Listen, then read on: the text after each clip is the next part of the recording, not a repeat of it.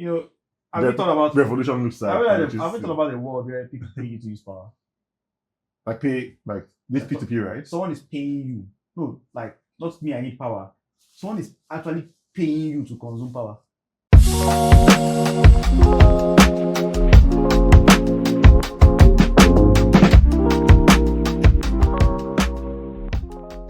Hi, Toby. David, another week, Yeah. Well, this is an interesting week actually. another month. The week started out very interesting. I think I was in a meeting and I just saw, emails, I like, okay, so this is how we are doing this week. Yeah. Then it was a good week. I saw money in my pockets. I don't really spend cash, so I saw money in my pocket. I was like, this is going to be a good month. So, well, we are here again. So, welcome to the Blue Cash podcast. This is episode what? I don't know. We are not really counting. Maybe it's episode 10, maybe it's episode 8. I don't really know, but I know the title for this episode is I would say energy transition in the global south. Okay. Different rules. And when I just looked at that, like energy transition, yes, there's an energy transition ongoing. Some people might not know what is actually happening. But when I looked at the other parts, global south as sub-Saharan Africa, South America, South Asia. Different rules. What does that mean? And I was just thinking, okay, different rules. That means it's different from the energy transition that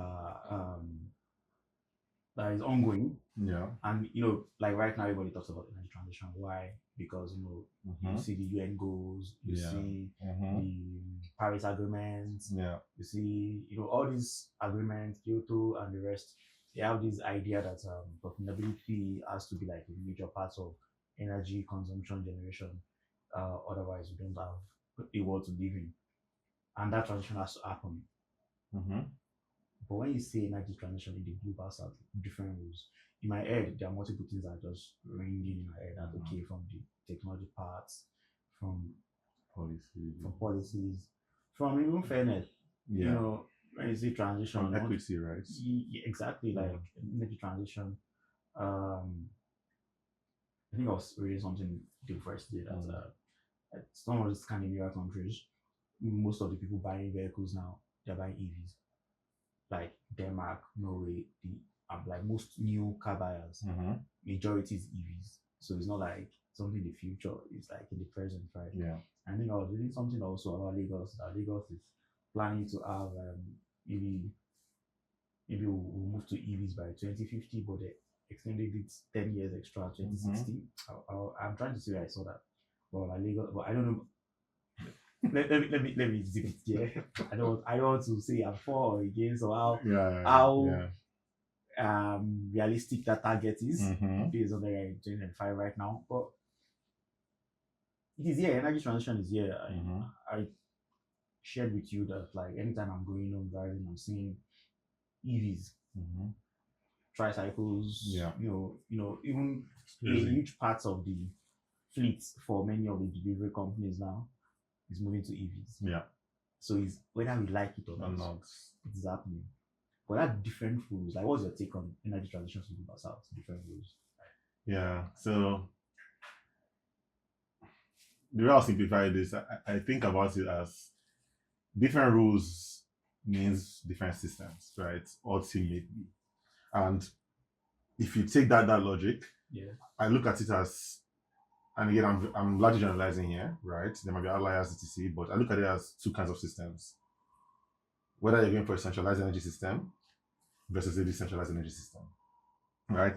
Centralized energy system, just think about it as one-to-one. You could just take, right?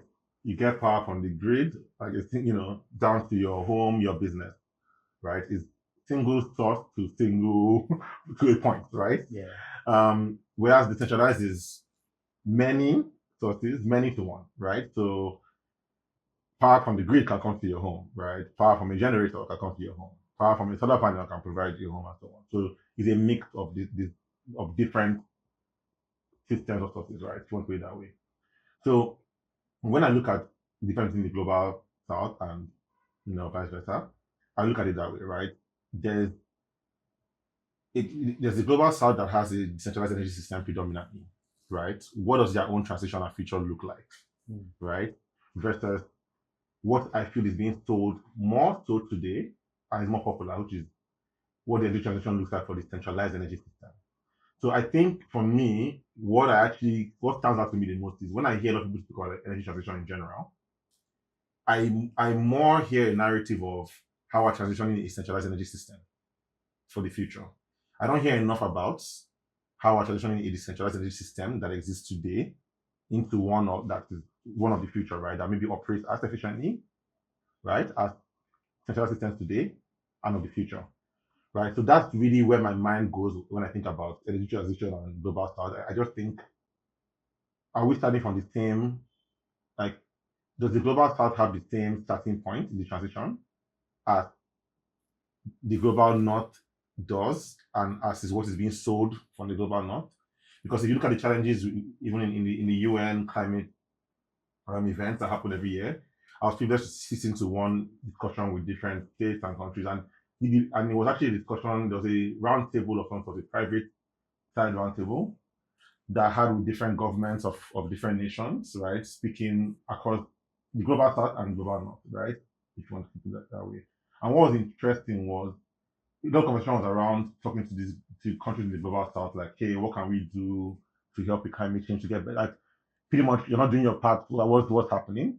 And that was a very tense conversation, actually, and it really brought to the forefront what I just described, because a lot of the global south countries were like, you brought us here. Like, they were pointing fingers saying, like, you're trying to create a reality that doesn't make sense for us because our reality is different today. And also, your centralized system reality brought to the issues today. Our centralized systems didn't bring this. Now, you guys are now talking about us implementing systems that we feel you're promoting because they suit more of a centralized system.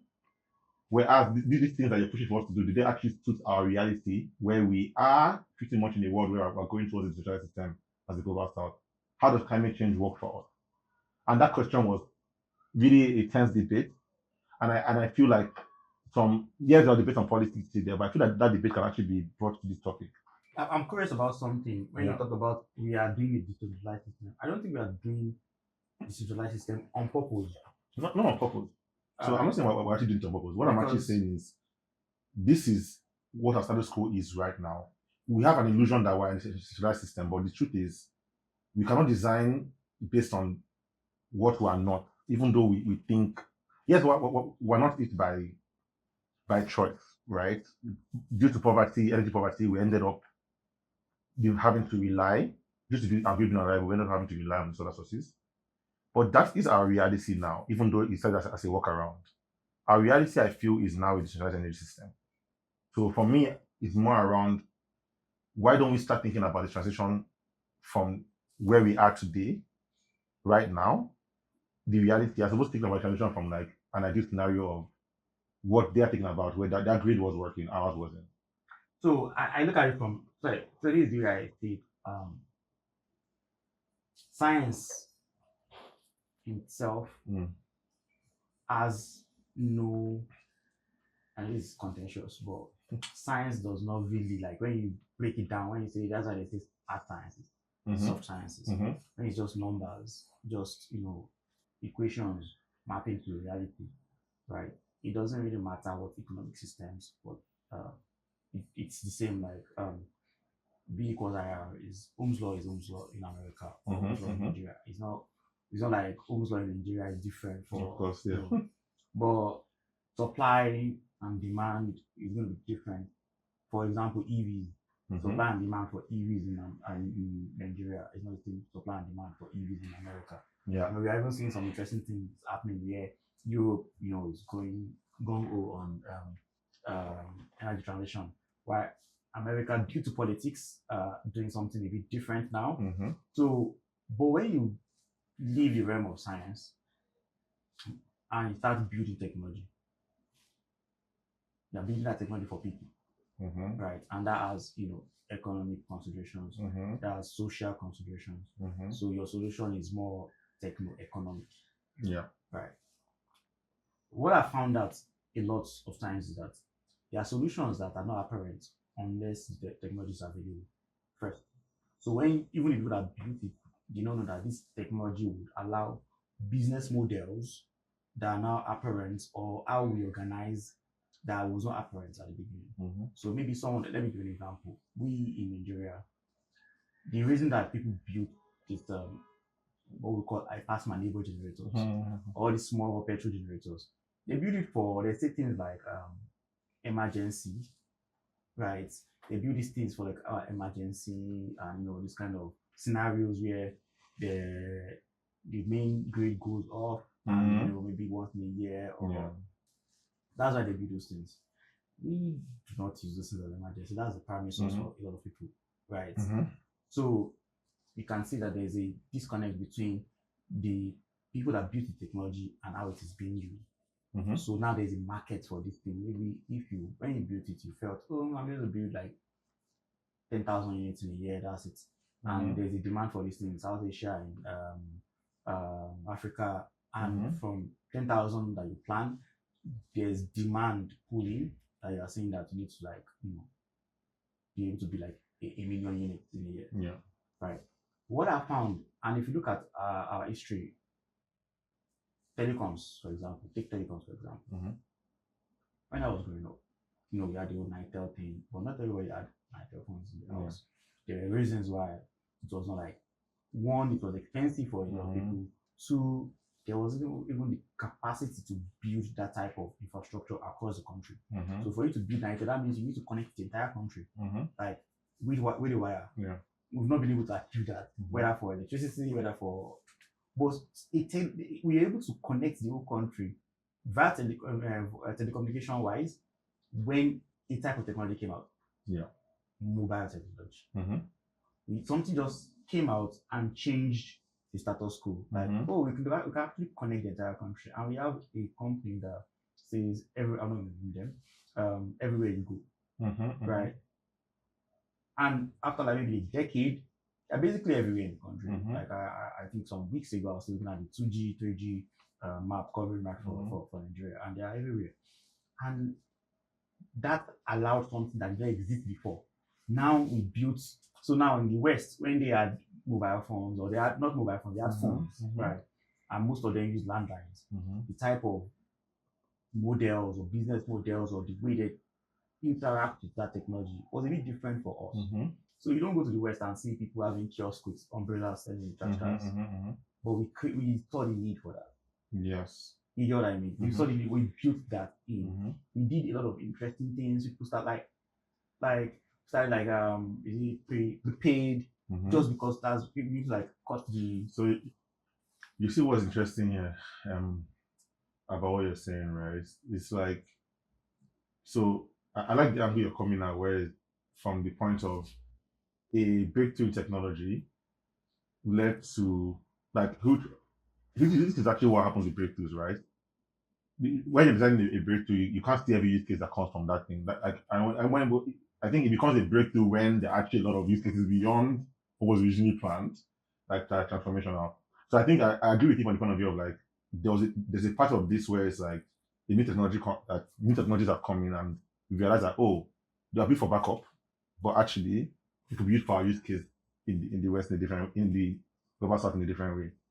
Now, my question to you there will now be, using the everywhere you go, I was called the customer, the everywhere you go analogy you mentioned.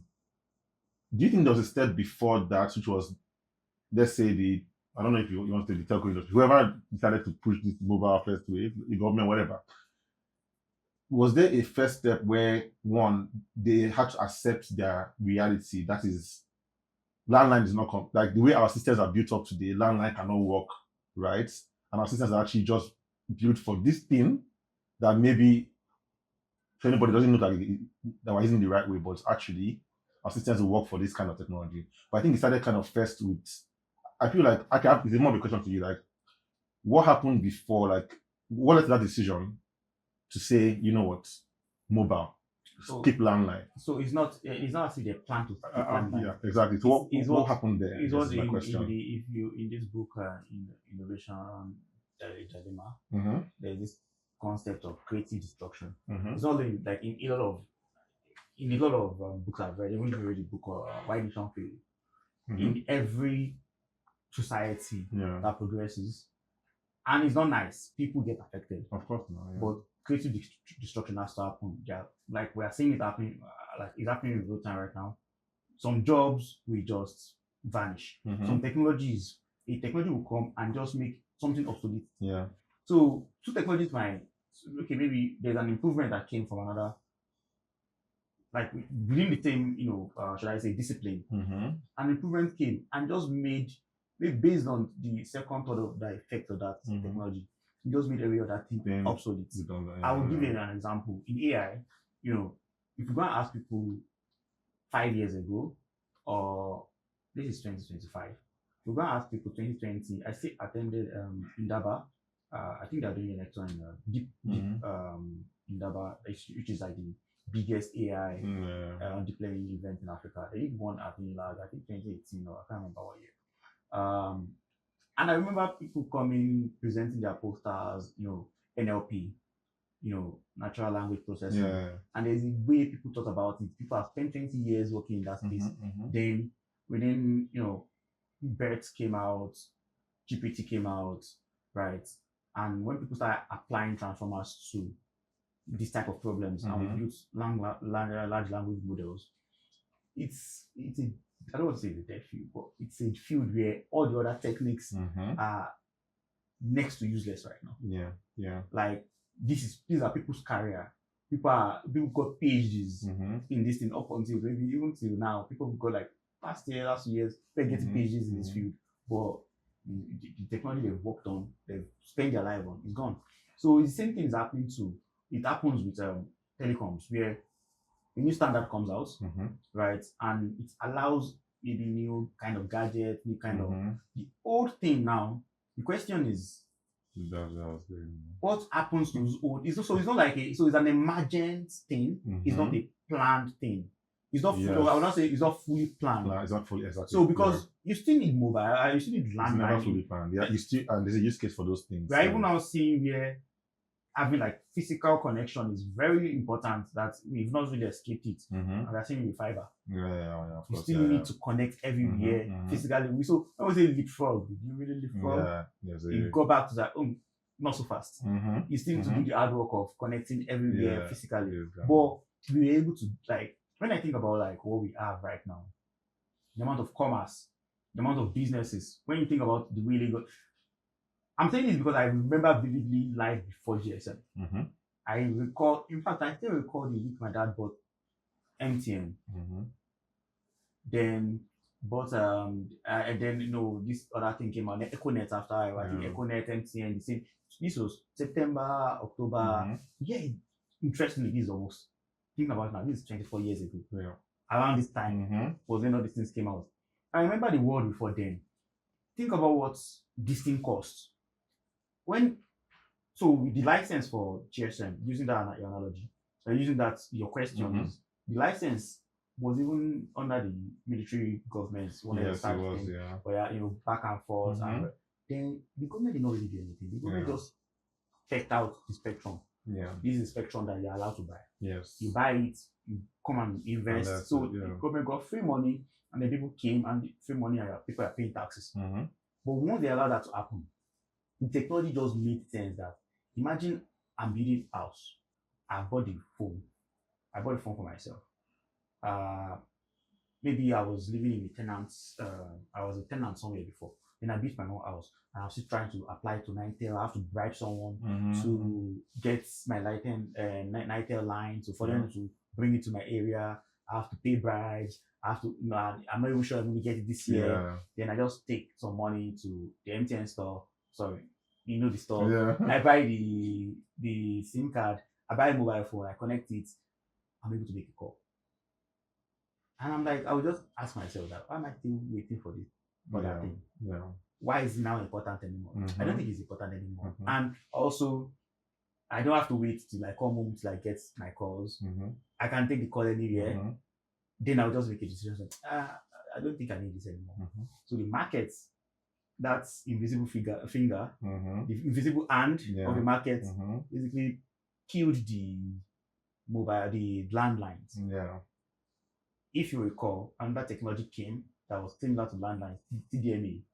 There was a version, it's still mobile, but the technology was using, you had all these multi-links. Remember multi-links? No. There was multi-links. There was one owned by, I don't want to call it, it's a bank. Oh no, the big bank that, they used to decorate the VI, they are the top of the, I use analogy, at the top of the. So they owned one other, like telecoms, but a different technology, not GSM. So there was this CDMA thing. But GSM just made more sense. Technology just is, so sometimes technology just wins. And it's not until when you say, I'm going to force you to do this, I'm not going to force you to do this, just leave technology to. And human beings will just interact with it, and there will be winners and there will be losers. So that is what is happening, and that is related to, now going back to what's happening, the transition. When you think about it, okay, I wait for this grid that I'm not sure I'm going to get. We had conversations. We went to places, we've spoken to people that chose not to use the grid. Just because of the type of solutions or the type of things that they are doing require uptime that the grid cannot provide. I don't see what's the point of switching in between. I feel like even switching their loads across different sources too much might even reduce the the lifespan of those things. So they want to minimize that. Like, let's just use this source that we are sure of, and we can and we saw how that, and what does that mean? This is a big customer that will be drawing megawatts from the grid. Imagine that is just, look at that across different parts of the economy. If that type of customer does it, and that type of customer in manufacturing, and they do it, that's a big chunk of your customers leaving the grid. Now, this is where it is interesting. When we enter this conversation, we talked about decentralized or centralized. I think the future is a bit of it. Of both. So, and one thing about decentralized is, if you take Lego blocks, if you put it together, you can form maybe a table. Lego table, but on its own, it could be something else. Modularity. So there's a modularity, there's a fractal nature. So I like that word fractal. Fractal, like where you can shrink something, or but it still keeps that same shape or just same form at different layers or different.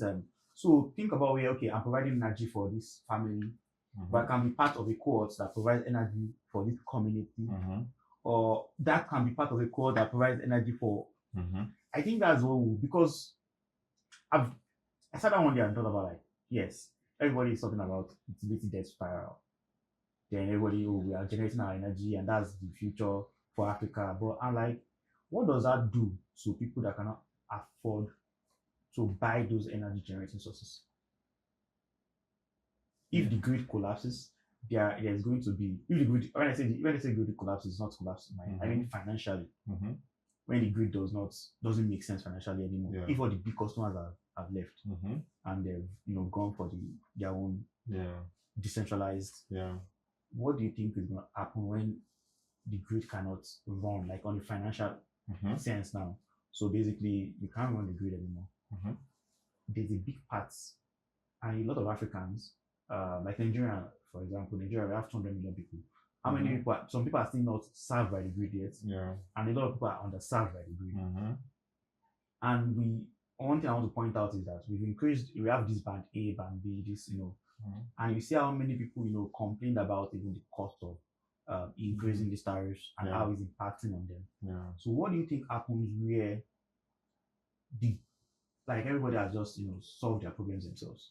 Where does that leave those people that cannot solve their problem that they really require? Because in a way, the grid is a mechanism where it's, it kind of, I don't want to use that word. Don't use levelized, but levelized. Everybody has access to it, and you can consume what you can. That's the intent, of the grid, right? Because I mean, but still at the same time, though, it didn't really fulfill that. Although it failed, that's failed. Yeah.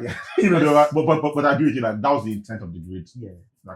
But now I'm just thinking, I've been thinking a lot when we talk about, these are like, I can see the technology part, but I'm just very curious about the socio-economic part of what happens where we are saying, okay, these different rules, we want to, the new world is going to require.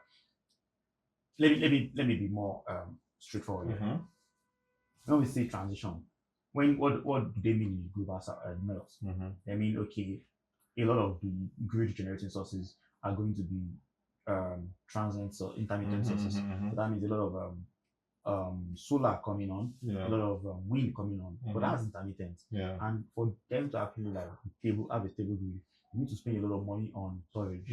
Storage. Massive amount of storage. Of storage, right? If you followed, something happened in Czech Republic recently, and also Iberia, so Portugal and Spain. There was one time the grid collapsed and they had issues. With all these things that are like the root cause analysis. That's like there was like a deep solar that just costs that cascaded, and just this type of incident is going to be common. So what does transition mean? Transition mean thinking about this type of scenarios, knowing that these scenarios will happen. Are you going to build something to take care of this type of scenarios? But when you think about Africa, for example,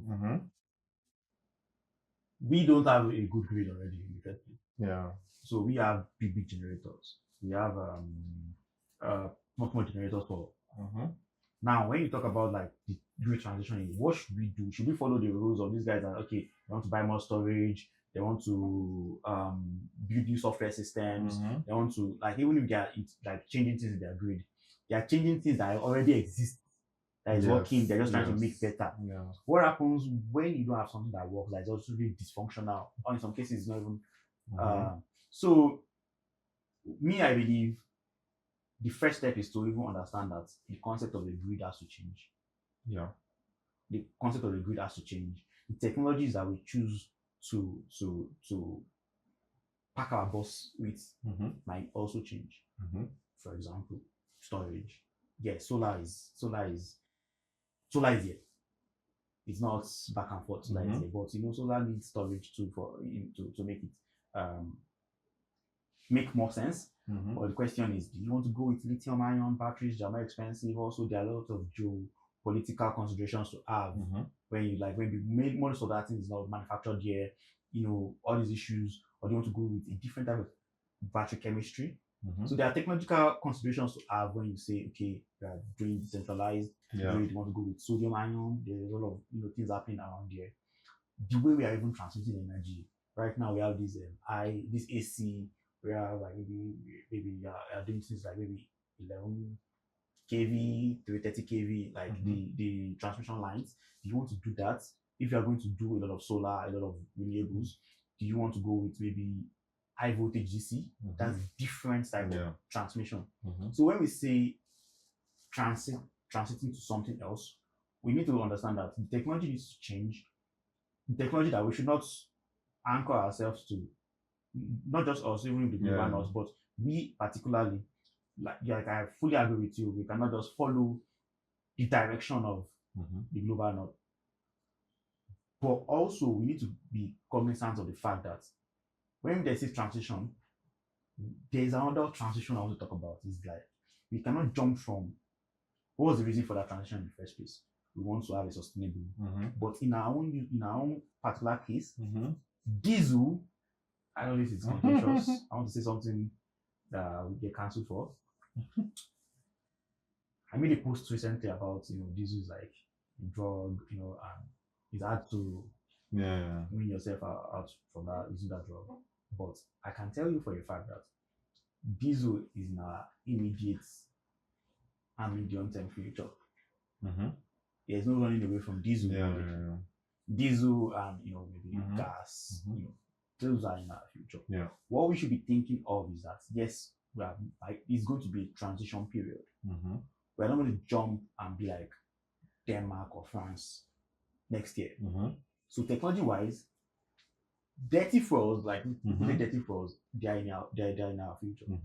What we should be thinking of is how do we make these dirty fuels more efficient for us? How do we make sure we're not burning dirty fuels when we don't need to burn dirty fuels? But we have a lot of it. A lot of other communities and societies they've used those type of fuels to build a society. So it is irresponsible for us to have all of that energy resource and not use it, and we are waiting to import solar panels, waiting to import batteries. So the technology side is very simple. When we talk about energy transition, I'm not to clear if it's simple, not existing, it's hard. But I mean, it's clear about, like, we have like some of the things we want to do. We have there's a part to it. There's a part to we need to do this type of, okay, we need to we know that, because when it's technology is easy to, you look at a number and you optimize a number. Any technology that you think of, there's a number that you're looking at, a metric that you're measuring, and this new technology would, maybe it's cuts the number in half, so it's easy. But when human systems, when money is involved, that's the thing. When politics is involved, exactly. What happens? And I think the point you made around transition, like I like the crux of your point, is the fact that it's not going to happen overnight. No, it's just not possible to happen overnight. So don't get it confused. And just because there are a couple of fundamental things that need to change over a period of time. Now, I think that also, but at least it's clearer, right? To your point, So I think the same logic, at least on the first part of like it's not going to happen overnight, also occurs outside of technology, right? There's policy. The way I see it, like if you look at energy systems today or whatever, like the more dominant energy systems that we have today, over time, policies have been built around to enable it. Business models have been built around to enable it.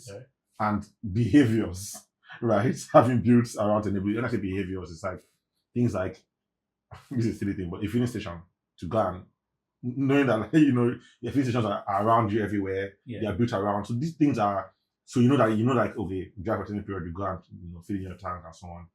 So I'm just wondering, I think for me, like the biggest thing I think about the transition a lot is like, what do those three things look like for the future of the global south? Like policy, what policies do we need to think about and put in place? Business models, right? Because again, we're no longer just, I guess, paying it, just paying bill every month, right? There are so many nuances here that you've just described. You described even on the technological side that has cost implications, right? Who are you going to pass the cost on to? How, right? So that's the second thing. That's business models, and then the behavior thing, like just kind of like things that enable behavior to make the thing work. It's like, what is the new version of, like, I mean, if you're going to, if the tradition is also the electric, renewables, whatever, what's the new version of, I don't know, filling stations, if there needs to be one? What is that experience like? I think there are just a lot of these questions that I don't know if it's as clear as technology, by the way. Maybe it is, right? But I don't think I have ideas, I have thoughts. However, I think it's I don't know if I'll say it's as clear and direct as we know the technologies that we need to build. So that's the open question I have. Like, do you think it's as clear as direct on the model, policy, and behavior standpoints? Or like, actually, let's try and exercise on like a scale. There's technology, there's policy, I want to move away from I don't just say economics. There's business model, and then there's like, I guess behavior. You could say, I don't know, behavioral pattern, because in that scale, like, who was hardest to easiest? I don't know. I don't think I can do that. I know. It's hard one. All of them is determined by what technology is available to allow this to happen. Sure. You can have a policy that we allow instantaneous money transfer. If there's no technology for that, I don't care what your policy is. It's not going to happen. Okay, we have a policy to allow to make I don't know, everybody to be Einsteins. That's a stupid policy. Like, interesting. A transition is always technology led, would you say? So it is technology. So it is technology led, but it's not obvious. The capability has to be there. Sometimes the technology. So the thing is, there's a lag. There's a lag. Okay. And it is a push-pull thing, right? There's a lag. Sometimes the technology is available. I'll give you an example. EVs, the technology has been there for 60 years, 70 years. But you would not have gotten anywhere, right, with all your policies in the world if that technology was not available. So there's a line. So, but people think in terms of quarters, yearly, profit loss. But if the technology is not there, there's no amount of policy or wishful thinking that will allow it to happen. Then obviously you need the willpower to say the technology is there. Then how do we marshal policy to make this thing actually a reality? And I'll give you an instance. If you want to build in the global north today, and that's where we have to be careful. You want to build, say, this actually happened somewhere that you lived in San Francisco. They have a major bridge, right? And I was reading that bridge took 4 years to build, a long time ago, like almost 100 years ago. So that bridge now, to even talk about it, they'll use like 1 decade to argue about it, to get permissions. I'm not saying some of these permissions are not important, but we are created to create. We are not here to come and argue about. So and something happened recently where in San Francisco they wanted to build a fast train or something. And back and forth over arguments, over permits, and the company is a French company, and they just vexed and went to go and build in, I think, Morocco or one of these North African countries.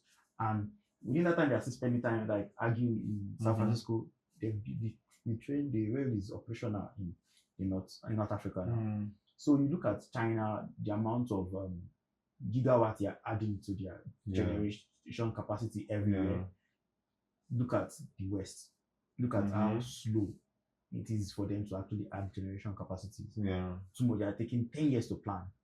Right? And the world is changing faster than how for you to agree on making. So our policies needs to address the fact that we should not copy when we are taking regulation.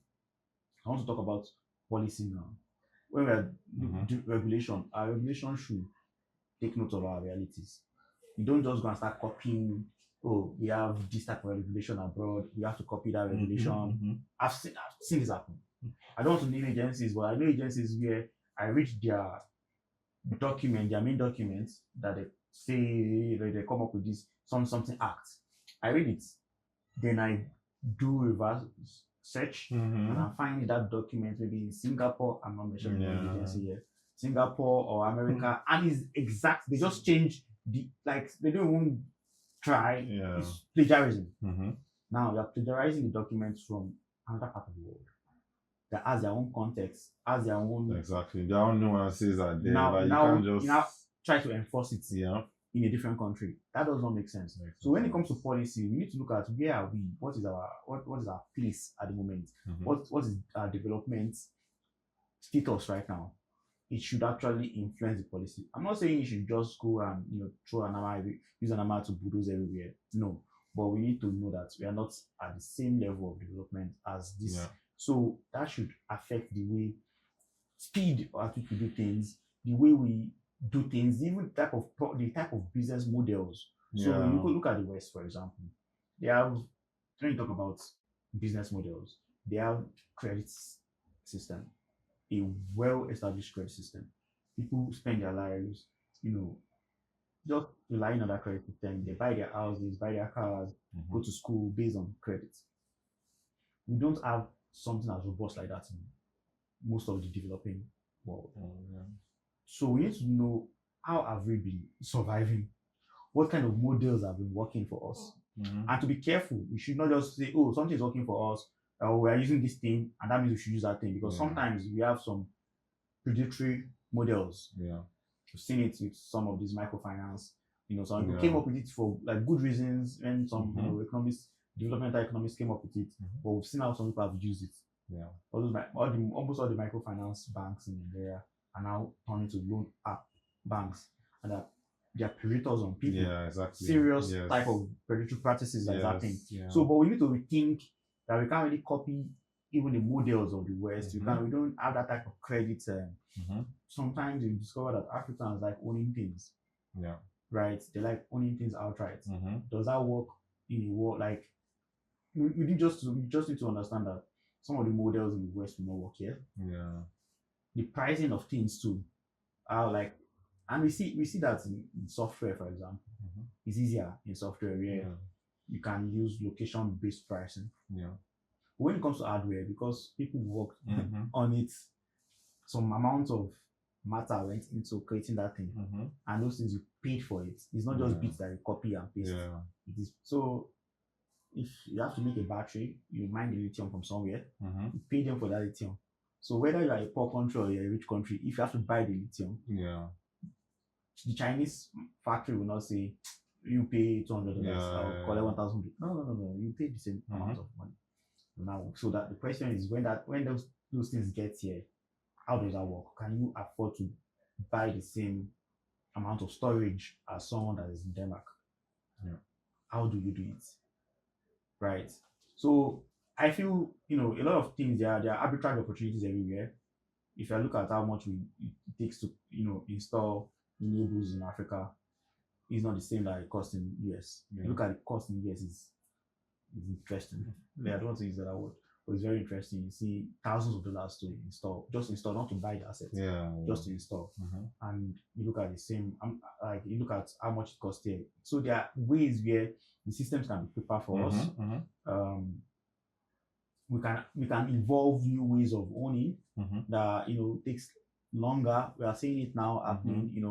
The hire purchase is something that Nigerians have been doing for a long time, where people purchase vehicles, give to someone, and eventually they pay that, but eventually they own it. There's just something different about this global south where they want to own things, right? What does that mean for big businesses? What does that mean for financial corporations that want to invest in that space? I don't know. I don't have the answers, but I just mean that we rightly agree that we can't just go and copy and paste the models that work for the West. We don't have a robust credit system and there's a world where that makes sense to have, right? There is maybe these are the things that will enable people to people buy.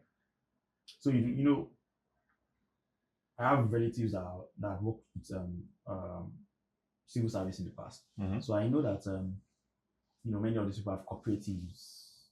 These are things that people use to purchase assets. Cooperatives. Very big in Kenya, actually. So, in fact, outside of this conversation, people big companies, all the big multinationals in Nigeria, like in the oil industry and other industries, their cooperatives are very strong. It allows their members to purchase assets.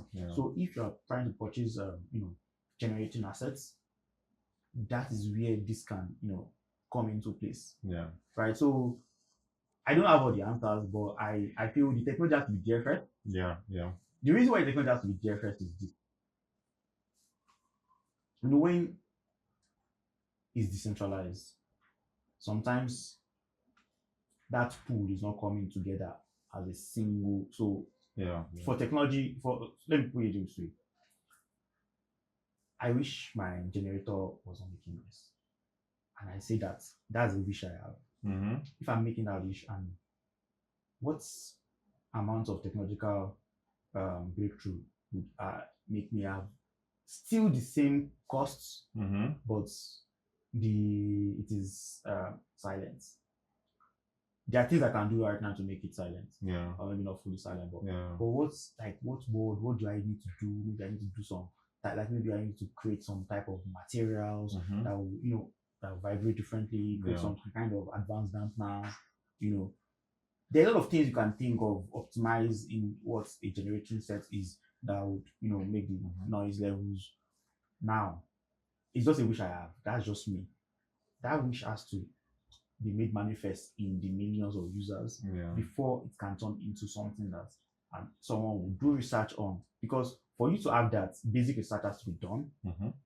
Sometimes those some of this basic research is what now turn to actual technological breakthrough. Right. So, but it's not just something like so that's where the push and pull happens. Where sometimes someone has done this technology, but there's no market for it. Or there's someone who now. That's where we will come in. We look at what are the existing technology that is not applied. So this person made this technology for this thing, but maybe that person is not into power. They made something to minimize noise. Yeah. I read about it somewhere.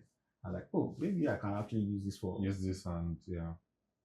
and maybe I don't need to, maybe we are using copper, maybe there's a cheaper material to use and at the same time still reliable like copper, and that would reduce wiring costs. So there are a lot of things that you can try to, technological breakthroughs you can have that can actually change the status quo.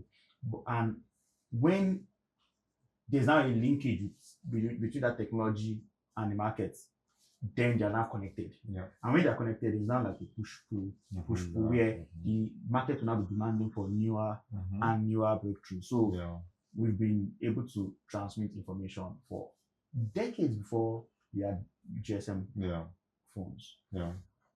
Right.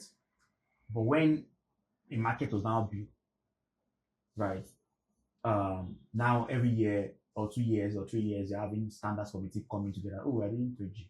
Oh, we're doing 4G. Oh, because there's now an industry. Yes, there's an industry.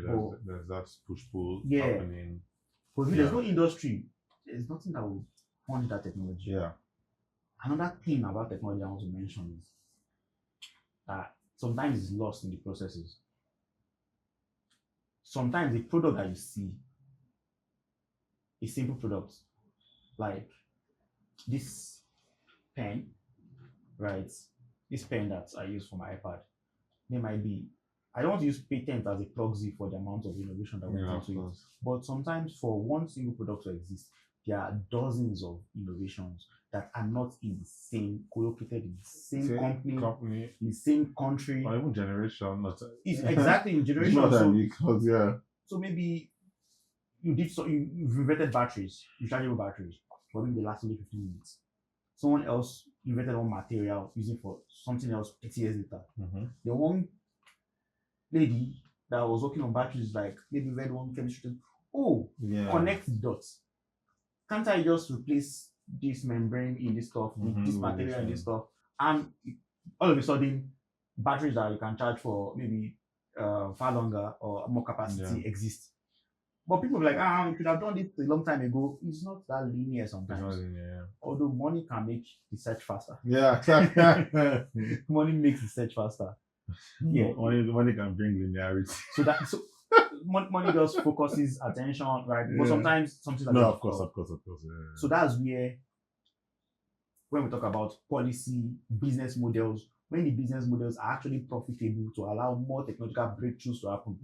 I don't want a case of, say, Africa. I don't.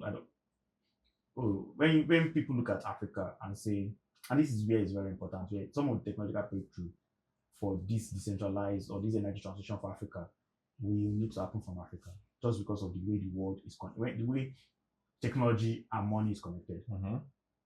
When people look at the market, like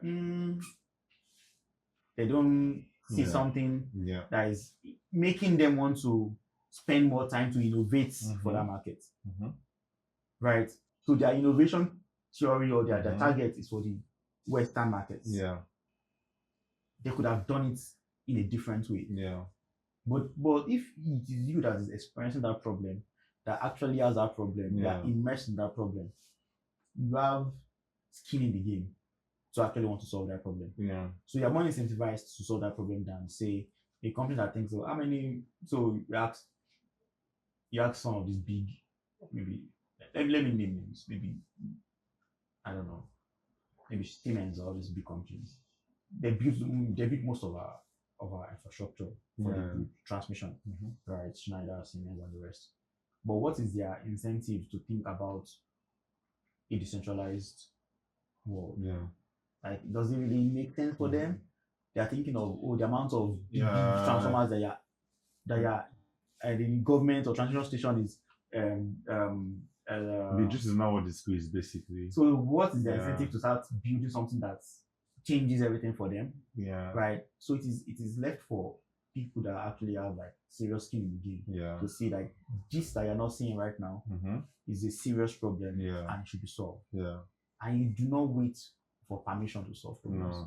You just have to solve it. One thing that I don't know, you asked one question about technology policy, one thing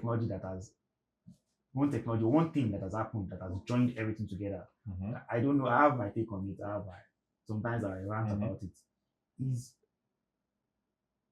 blockchain in 2008, right, is one single thing that combines economics, technology, policy together. Is interesting.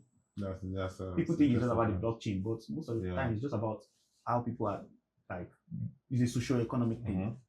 Even the fact that the blockchain is resilient is based on is a socio-economic, like how is like you're turning how we behave into math. That's how blockchains are. How we behave into math.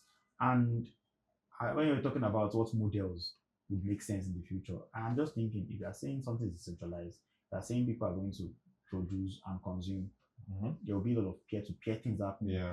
Do we want to have, is the grid going to be something where, is it going to be a permission system where one person is coming to do something, someone come and cut your wire or something, or is it going to be permissionless? I'm not, of course. I don't know the answers today, but I think I can see a connection between, I don't want to say blockchain, so people it's blockchain. I can see a connection between some of the technologies that power something like a blockchain and how a future grid or a future decentralized grid in Africa will be managed.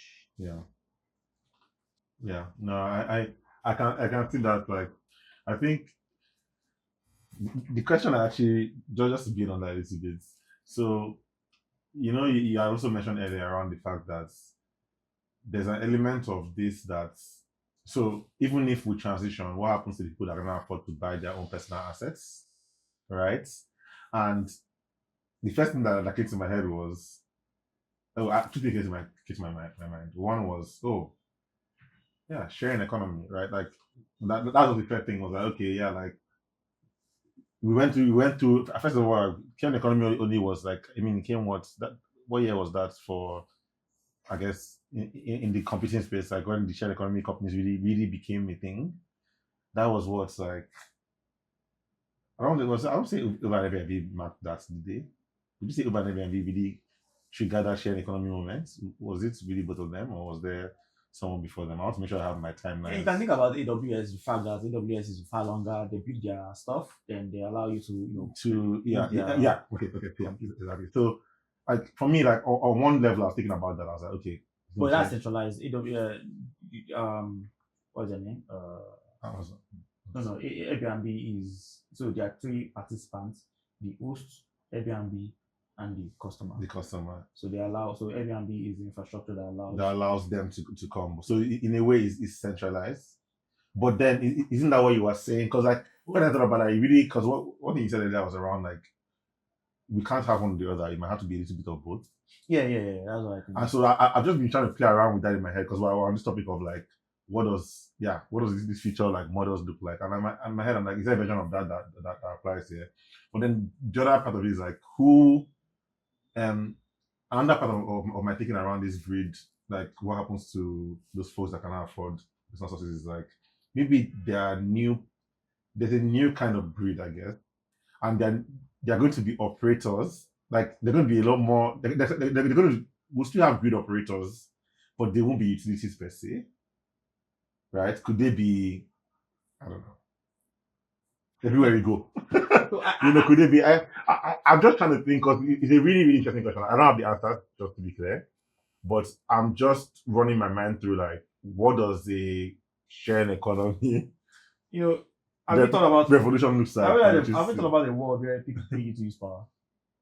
Like pay, like this P2P, right? Someone is paying you. No, like not me. I need power. Someone is actually paying you to consume power.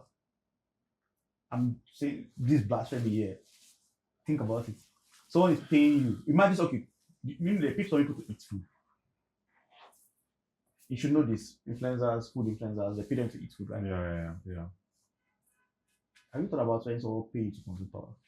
You say why? I mean, I think where you're going. I know where you're going. There's what they call like inertia. Like think about it. If you have a grid, there's a base amount, a base load that has to be always there. Always there. Yeah. So when you now have a decentralized grid, it still need that base You need load. that base load, yeah. How about we just pay some people to use power? Yeah. And maybe you now this disadvantaged people are the people that you have some solar panels, you have some batteries installed, and they use a fraction of that power. The rest is so they use some of it, maybe 20% of it. The 80% goes into forming the base. There's a world where that happens. Interesting. Where the disadvantage are now important. Yes. They don't have power, but people are paying them like, I need you to do something for me. Mm-hmm. Right. Mm-hmm. So they're being paid to use power. Interesting. So it's like it sounds like blasphemy, but who knows? Who knows how the world we are going to live in? Right. That could happen. But I want us to even just think about the case, like some examples of like, concrete examples. Nigeria, Pakistan, Kenya. These are countries that are undergoing interesting dynamics right now. I call it phase transition. We know what's happening in Nigeria right now. I think last month the grid collapsed. We know how much people bandy about that it takes to fix the grid. Fix the grid, not even just it's just about fixing the grid. They're not talking about the amount of energy you need to actually become a developed country. Yeah. So even fixing the grid, they're talking of billions and billions of dollars. When it comes to even now transitioning from where we are to becoming a developed country, I don't know where I'm going to get that money from. And you just ask yourself, we are fighting over 4,000 megawatts, and there's 40,000 megawatts just lying fallow.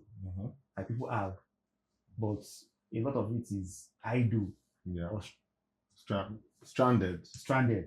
And like, so we do have a grid, we just don't have the type of grid that we should have. Is there a way where the other clutter, is there a way to organize it? Right. Yeah. So I feel that is in Nigeria. I feel we are already seeing that with microgrid coming up. Yeah, of course. People supplying. We are seeing that with some estates having their own generators, big generators. At the same time, they are still connected to the grid, but they still have a mini grid within. So you have mini grid, then they are islanded to the larger grid. We are seeing a lot of that happening, and we are seeing the economic repercussion of that. Where there are multiple rates that is happening. How do you educate between supplier and the user? For a country like Kenya, I think Kenya still uses coal. I think Kenya still uses coal. So we see what's happening with Kenya today. Too, it's not as if they are in El Dorado yet. What I've just seen in all of these countries, whether that's Kenya, Nigeria, Pakistan, I truly believe we are going to transition, not only because the West said we should transition, just because we are transitioning, because it makes sense to transition. Yeah. Availability. I want availability that the grid is not providing availability. Maybe solar will provide it for me. Yeah. Maybe solar and battery will provide for me. We saw what has happened to Pakistan. Pakistan grid is dead. Yeah. And I'm keeping quiet because I'm a Nigerian and I don't want to cause trouble. But when you look at our grid and look at Pakistan, what's happening to Pakistan? And look at what's happening to Nigeria. I like matter of time. Because at the end of the day, no matter how much technology you talk about, money matters. It does now. Yeah. If all your big users exit the grid and generate themselves, the grid would not be sustainable anymore. So what does that mean for us? So it means all these things we are saying and we're just discussing has to be something that we are building today. Yeah. It's not when you talk about transition, you see 2030, 2040, or plans for 2050. I'm thinking, what are you doing next quarter? Yeah. What are you doing 2026? What are your plans? How does that affect? Like, what metrics are you looking at, and how are you measuring them? And what are you working towards? Optimizing the good metrics. It is existential for us. Yeah. It's truly existential. It's not 2050. No. When I see these dates, I'm like, you will close your eyes and open it, and you're in 2050. Yeah. And also, right, like I think a lot of us, maybe Nigerians alone, I don't know, but I'll say, unfortunately, like if you're in countries that have had these issues, Yeah. it's probably the same. Whereas these target years, we're tired of seeing them. I mean, I've been seeing target years for as long as I remember. Oh, we'll finish fixing the grid by 2000 came. We will do like we've heard about this target dates for a long time. So I think to your point, it's at the point where now, like, yes, the problem is even worse than it was before, but then there are other things happening that you like. If you don't act now, because it's not like when this energy problem is happening, everything else is standing still. This is what I think people don't realize. It's like each time is only going to get harder and harder and harder, right? For us to so-called catch up. As long as I remember, in almost every essay I wrote in economics and business when I studied it, everything about Africa was catch up. Oh yes, event by 20 this we will do it. By this we will do it. By that, and it's kind of like I still feel till now I'm hearing that story and AI has come. What and are we're we still leading? catching up What are we leading at? to energy. Like, yeah, it's like Let's man. lead at something. Like Kuba leads at some things. Okay, so we were talking about our case studies the other time, and I think I mixed up some of the numbers, but I think that Kenya here has like 90% renewables. They do a lot of geothermal, hydro, wind, but the but is their retail costs are still very high due to financing models. That's something that we need to look at. Okay, What kind of predatory financing are they using to build those projects in the first place? Mhm. Look at India. India, they have like an expanding renewables to up to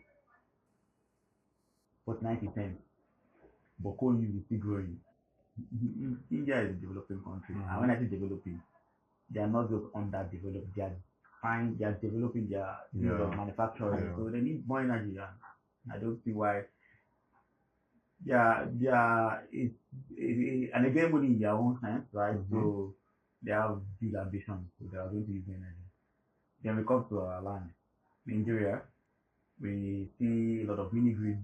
They are growing fast, but grid collapse is frequent. I don't think that captures Nigeria, to be honest. I mean, so yeah, mini grids are growing fast. Grid collapse is happening, but you are seeing EVs, you are seeing solar deployments right? are crazy. It's happening seriously, and then Pakistan is experiencing a significant surge in rooftop solar adoption, driven by electricity costs and declining panel prices.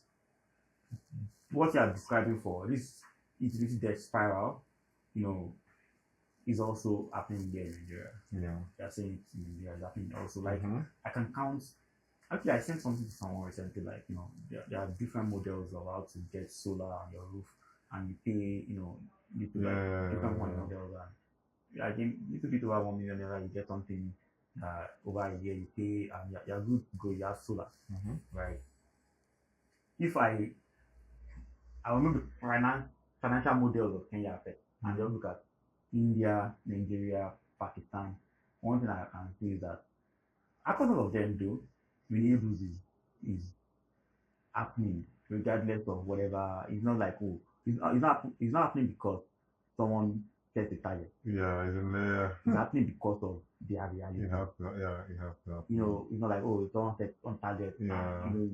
Talk about people set targets or these dates and the rest. And I don't have issues with those dates.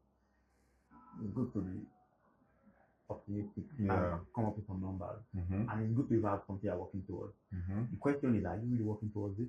Yeah. Or is it just something that you set and you go and sleep? Yeah. So you look at a country like China, they set targets and you go 5 years later, they have 5-year plans, they have 10-year plans. You go and check their 5-year plan and they will surpass it. Yeah.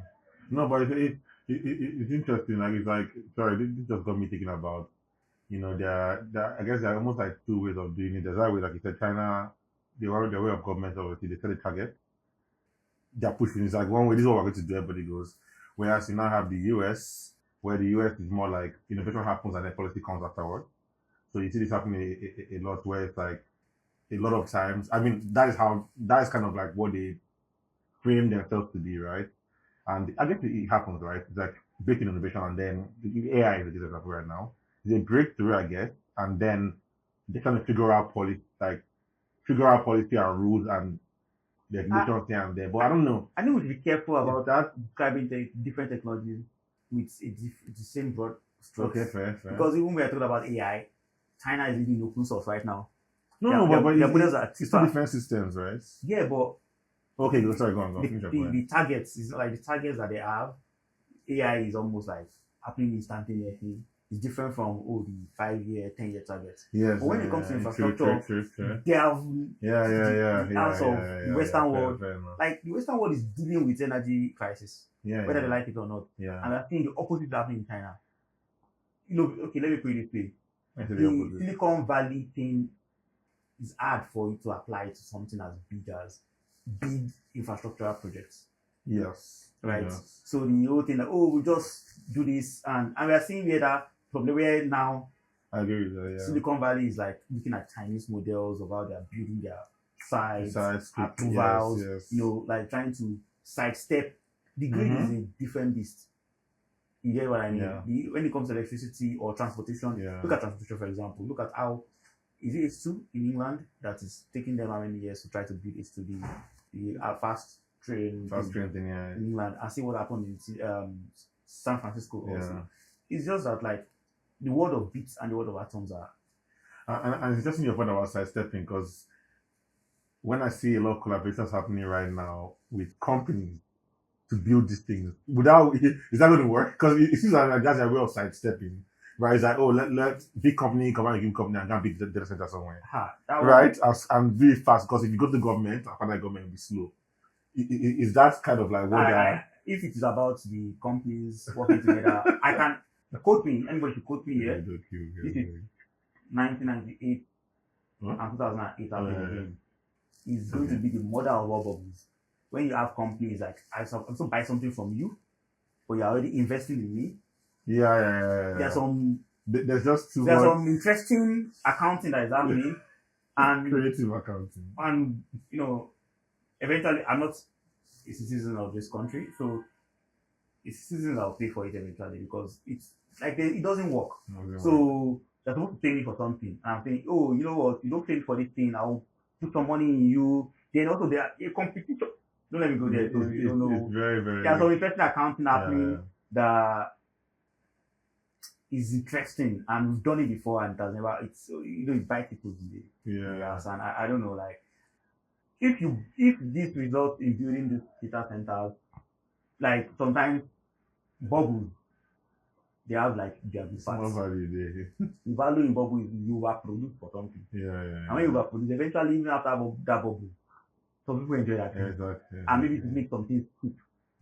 We overbuilt in 2000s too. Late 90s when the dot-com bubble, we overbuilt, and that's kind of overbuilding, and allowed the computing tech to go so high that we now add the 2000s and now I wonder if that is kind of similar to what happened with China and solar even. Right? How much? Because you got to overproduce, right? And we call it glut in prices, right? To cause a glut in price. So so maybe overproduction has its own, but the whole thing with Silicon Valley and what's happening right now, I think is financial magic that is above my pay grade. Financial jujitsu. It's above my pay grade because it now ties stock of different companies together. They are now tracking each other. I know. I was saying that. It goes off. It's just a mess. It's actually a mess. Well, it's interesting stuff. Because people are using that one to boost their stock. There's a lot of it. So I'm just looking at this case study is that what I can just see here is that renewables are happening whether you like it or not. People are doing it not because of Paris, Tokyo, just makes sense. It's just because making sense now. That's why people are doing it. Now we talk about this the financial models.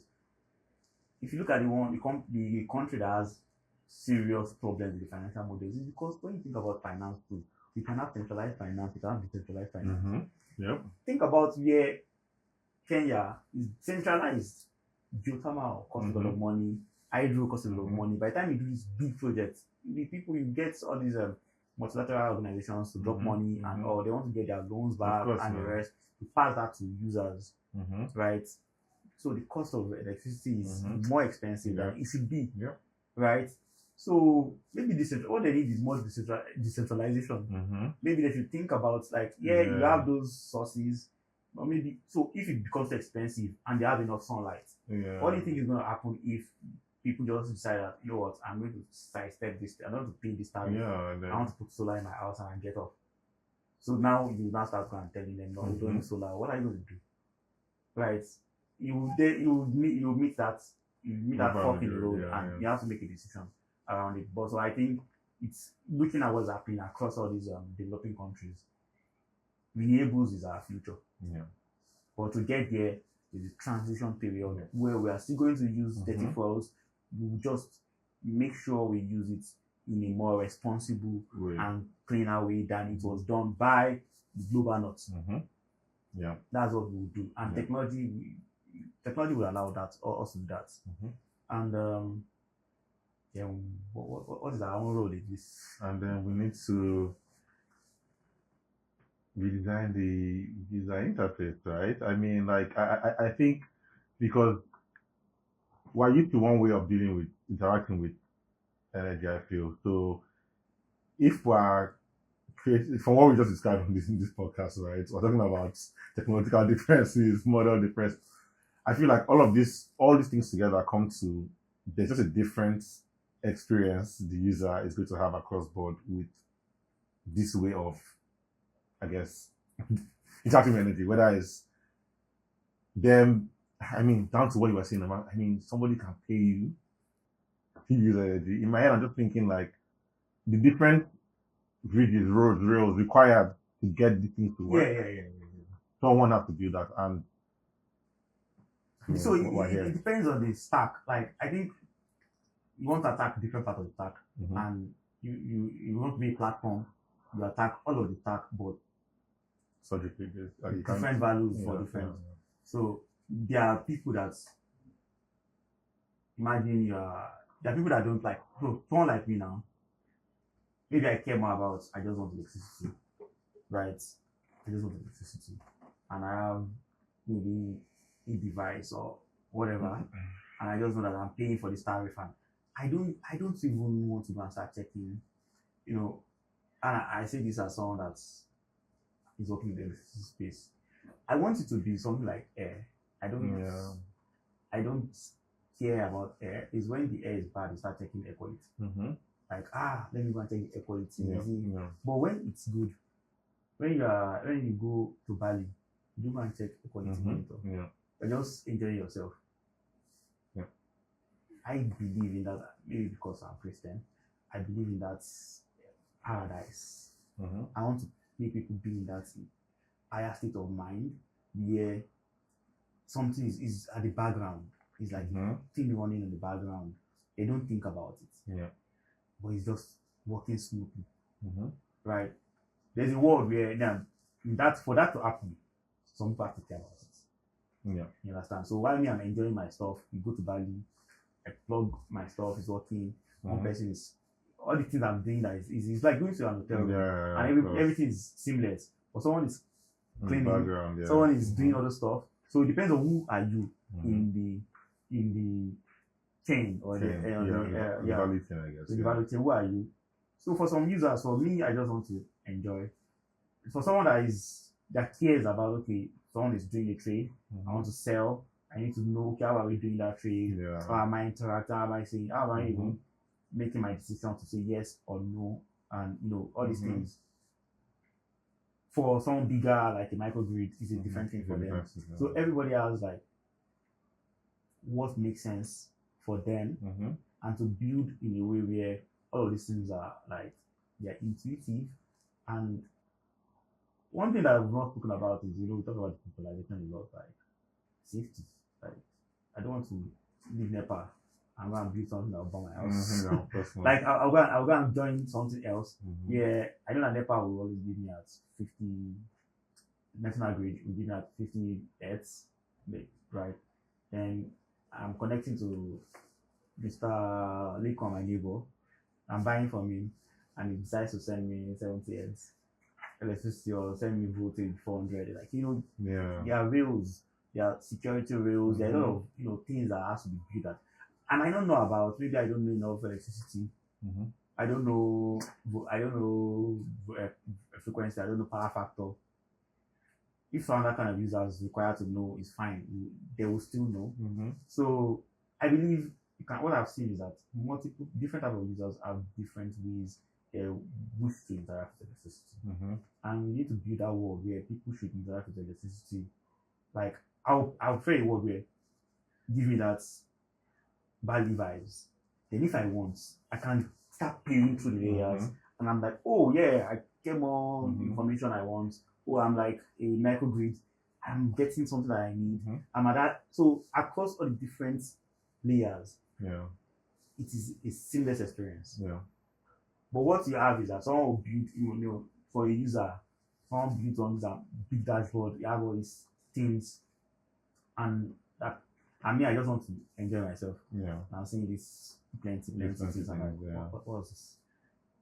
Then, but you now have the other opposite where someone was trying to like solve for me, not to see anything. Then I'm a factory or I'm a power generator, and I'm just like, why are you not showing me what I need? Why are you trying to like? So it's useless to me. So what the thing is, this tussle of trying to solve. What I've discovered is that you cannot have one solution that solves for everybody. What you can have is you can have multiple solutions. What you now have a way to orchestrate. You are able to like pull people towards the solution that makes sense for them. This is the type of thing that makes sense for you. It's just like you get an airplane. Depending on although airplane does it based on how much amount of money you have. If you are first class, you see how first class is. You see how business class is. I've been inside business class on aircraft like that. I don't want to mention them. It was an amazing experience, making champagne and all. That's how I'm traveling. I hope I have the money. But I've been in economy class, normal economy class. I know how it is, and I've been in EasyJet. EasyJet. I do. I've been inside EasyJet where they're just like that. Just like downfall, that one is like something for you. Just quickly get out, and I've been on EasyJet, so man, no, that one like I never was that EasyJet. What I don't. So it's a different experience based on, but in our case, it shouldn't just be about money. It should also be about where do you stand in the. Are you just a normal it's just this mama at home that wants power. What am I showing you? It's like what's your use? We can design a system that whatever level of risk you want, you can achieve. Like, does that kind of make sense? I don't say we should design we should design a zoo of systems. Yes. I don't want to say once because you take one thing that wants to do too many things, that's where you will do one thing. Another person will it will be useless for another person. Yeah, exactly. Yeah. So it's like a suite of tools. Exactly. You so what you now do is you are able to master people to what makes sense from them. So that allows that's where the human in the loop. Someone is listening to them, someone hears them like, oh, you speak to them, oh, this is the type of thing that and it could be, a human being talking to you, it could be a platform that interface that allows it to like based on your use case, based on your interaction, is able to assign the type of interface that makes sense for you. And I know this sounds like as if I'm on I don't even I'm not Maria Kondo fan or anything, but I believe in building tools that spark joy. I believe in building systems that spark joy. I do not believe in building something. If you build something that is nice for a consumer, but you're selling to an engineer, and that engineer wants to use that thing to work, to do their own work. They will cost you, they'll think your tool is useless, and you have actually built rubbish for them. But if you build something that is meant for an engineer and give it to a user, I've confused that user. They too they will I don't want this thing is making me look stupid. Right? So it's just like in school too. I believe companies like Power Labs or Power Labs itself is going to now look at, we are one of the few companies that is looking at the entire stack. Yeah. And looking at everything from generation Mm-hmm. to consumption. There are multiple checkpoints. There are multiple places where people need to interface with electricity, and we are building things that make sense for different people. At that, all of it can be one big platform, but I don't expect what I'm going to show my body experience electricity usage to what the guy that wants to now start selling to the NEPA or wants to sell back is checking prices. That person wants that, okay, how much have I sold today? How much have I, that person is cares about details. I don't care. It's just like you have these different, I guess, personas or different experiences. Exactly. How you designing? What are you designing for these different people? Yeah. You don't shoot one all of them into one listing. So I believe so that's where the UI part is really important to make sure people have like a great experience. There's also, I don't want to live on Thailand for another Thailand. I don't really want to live something like, okay, I live Nepal to something where, regardless of where we're going to decentralize come with intermittency, come with some of its own risk. We can't say I don't want to go from something bad to something worse. Yeah. Right. So some of the issues that the current grid has, when that new grid is being ushered, we cannot go backwards. We need to get the best of both worlds into this new system, right? The benefits of decentralized is, I guess, the redundancies where like that central system does not have, it would have. Centralized, that unified, view, look, it acts like synchronized. Dependency. Assuming it was working properly. Exactly. So it's like, how do we get the best of both? And we kind of see that in some of like customers' requests. Yes, like they have different systems, but they want to see a single view, because they're thinking about this as like, for them, they don't care. Something that we think about a lot, where I'm like, because of how, I guess, visible energy is to these folks, you start realizing what it's actually used for. For example, like, they don't really care where they get light from. They just care that they get the right quality of power when they need that power, whether it comes from the grid, battery, whatever. They don't really. Oh, they care. They don't. I mean, well. Depends on the when I yeah. Because to your point, greener sources, right, versus not greener sources. Of course, right? But for them, it's like, within my constraint, give me power. I need to get right power. Within my constraint, just give me power, right? And it's not that might not always have to be the grid. That might not always have to be. It could be. So for me, I'm just more thinking like, how can we get the best of both worlds to deliver, a better system? There's a world where Pi Enterprise, putting our product out. So there's a way we look at Pi Enterprise where we give you the maximum of time at minimum cost across all your sources. Do you know maybe that is what is going to happen?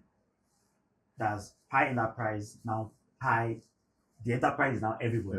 Instead of just enterprise, everybody has that same type of application, type of intelligence. And there's now the parts that now backs it. Right now it's just software that is built, and the hardware that's doing monitoring. Now when there is generation transmission that backs it, enterprise can now be the entire thing. Exactly. Yeah. Right. Yeah. So me, instead of paying, I'm using a power or whatever, I just subscribe. I have Pi Enterprise, and based on that, I'm saying, okay, I'm using these sources and these sources.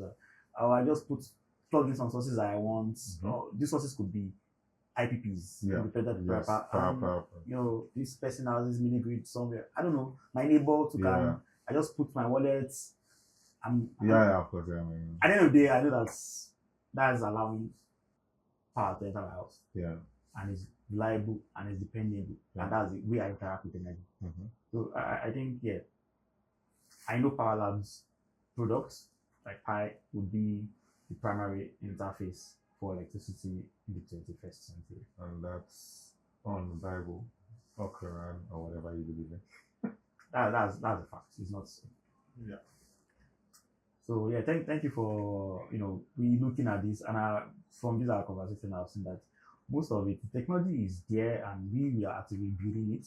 A lot of things that has to happen is the finance.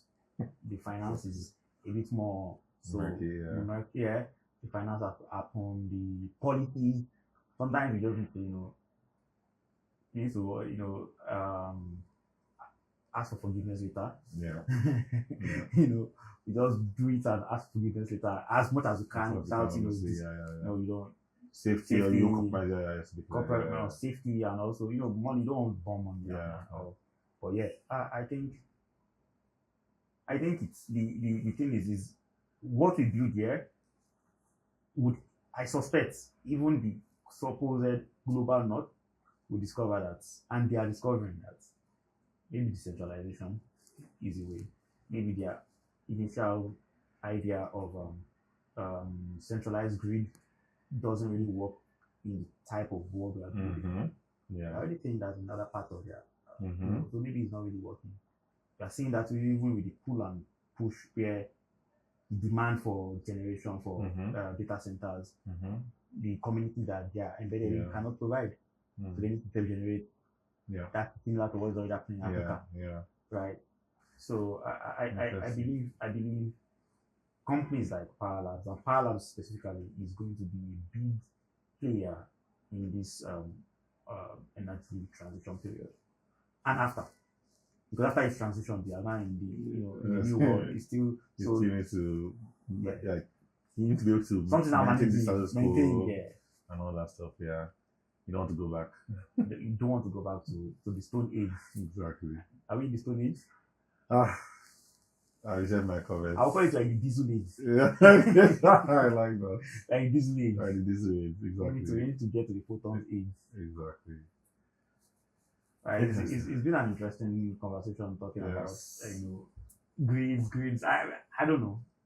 I would like to talk about more of I'd like to talk about like people actually doing something smaller, just looking at. Maybe we just go and do this episode one day in the field and just strap mics and start talking. Go somewhere and see what's happening. Is that transition happening in Nigeria in real time? Yeah. Yeah, it's interesting. I look forward to our next episode. I don't know what that will be. Yeah, but it's an exciting one, I assume. So, all right. So, tune into the Bookcast podcast on Spotify, Apple, YouTube, whatever other platform that we are part of. We are everywhere. Just search for us. We're global. We are everywhere you go.